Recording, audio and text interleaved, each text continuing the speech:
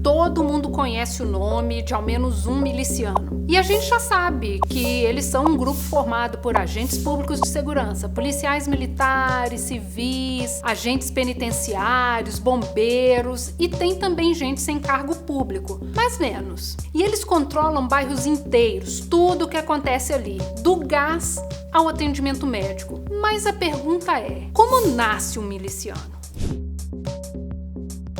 Em outubro de 2020, no intervalo de cerca de 24 horas, a polícia matou ao menos 17 suspeitos de integrar o bonde do Eco, em 2 operações na Baixada Fluminense, aqui no Rio de Janeiro. Uma das vítimas identificadas pela polícia era o ex-policial militar Carlos Eduardo Benevides Gomes. Cabo Bené, como era conhecido, chefiava uma espécie de franquia do bonde do Eco, em Itaguaí, na região metropolitana aqui do Rio. Em 2008, o Cabo Bené foi pego dirigindo uma viatura sem autorização, com carteira de habilitação falsa e com uma arma ilegal de uso restrito. Ele disse que comprou a arma de um colega policial porque morava em favela, era muito perigoso. E sobre a carteira, ele disse que era uma brincadeira dos colegas porque ele não tinha habilitação. Por causa dessas condutas, ele foi expulso da PM. E aí a gente quer entender como que aquele cara que se preparou para passar num concurso público muda de lado.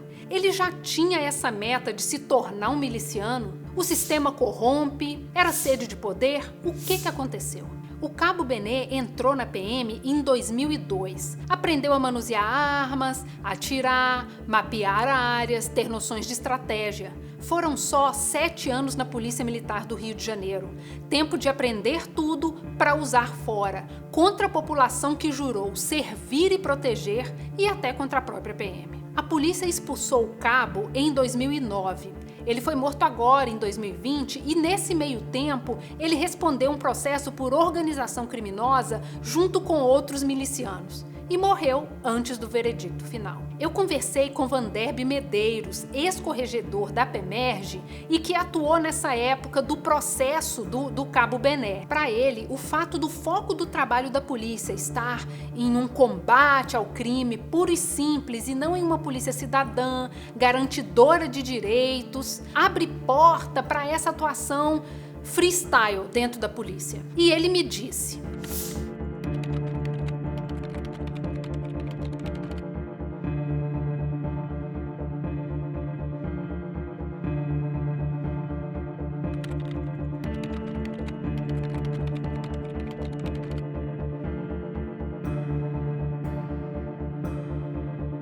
trocando em miúdos, a polícia encarna a lei por si mesma. Ela cria, transforma, ela mesma julga, ela mesma executa, porque é basicamente assim que tem que ser. Sobre essas operações que acabaram com quase 2 dezenas de mortos, eu perguntei ao Ministério Público se há legalidade na ação e se houve algum processo de apuração sobre isso. Não me responderam.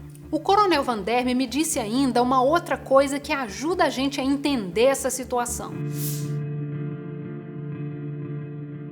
Então, a pessoa não começa já chacinando, picando gente por aí. Às vezes o cara começa garimpando uns reais só, numa blitz mesmo, e a coisa escala. O Bené começou usando uma viatura sem permissão, dirigindo sem carteira, uma arma falsa ali, e terminou como o braço forte de um dos maiores milicianos do Rio de Janeiro. Aí, logo em diante, estão vendendo traficantes para os rivais. Quando você vê 100 PMs de um único batalhão estão sendo presos, isso não significa que eles fazem parte de um grupo miliciano especificamente, mas eles têm uma conduta miliciana. Mais um pouco, estão matando uma juíza e mais um pouco matando pessoas aleatoriamente, estuprando adolescentes numa operação policial legal e levando o Brasil para ser condenado na Corte Internacional de Direitos Humanos. E o Brasil ignora essa sentença, ou seja, o crime existe, as denúncias existem, mas e daí? As milícias, como conhecemos hoje, elas são uma espécie de evolução de grupos de extermínio que há muitos e muitos anos atuam não só no Rio, mas no país inteiro. Agora, dando um passinho para trás nessa história dos grupos de extermínio, a gente tem os 12 Homens de Ouro. Esse era o nome de um grupo criado em 1969 pela Secretaria de Segurança do Rio de Janeiro. Eles foram, vamos dizer assim, o primeiro grupo de elite da Polícia Civil.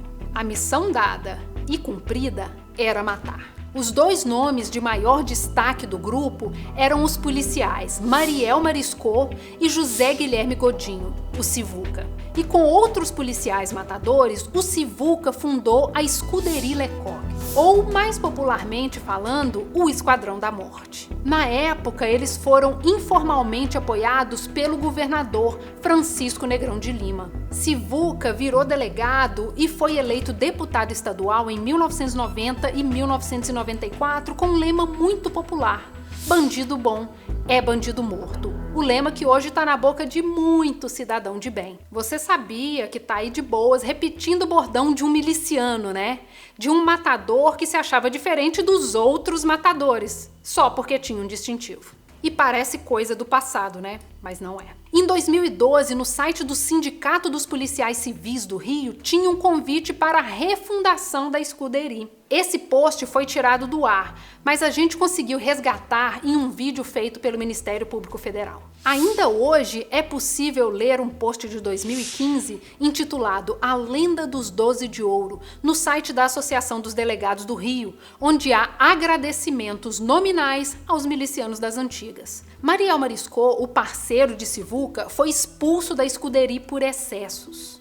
Ou seja, todas essas histórias que a gente mostrou hoje e que vêm de muitos anos só são possíveis porque a corrupção é tolerada, incentivada e até premiada. Quando alguém como Mariscot comete excesso até para os seus, ele é expulso da corporação, mas nem sempre preso, ou seja, ele se torna uma mão de obra extremamente qualificada e muito barata para a milícia, para o tráfico, para quem pagar mais.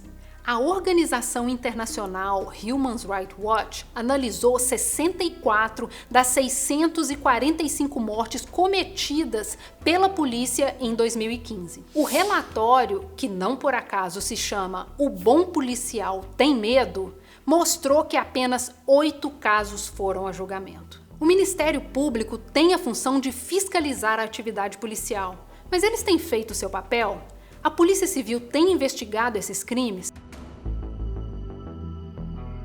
Eu sou a Natália Braga, estagiária de jornalismo do Intercept, e esse conteúdo que você acabou de assistir foi feito para provocar. Esse trabalho só é possível porque o Intercept não recebe financiamento de grandes empresas, do governo ou de bancos, e por isso o nosso olhar consegue ser tão crítico. Eu vim aqui te lembrar que fazer esse trabalho com impacto social forte só é possível com o apoio dos nossos leitores, e a gente depende de você para poder fazer ainda mais. Então acessa theintercept.com/ajude e ajude o jornalismo que você respeita. Do lado de cá, a gente agradece o seu apoio.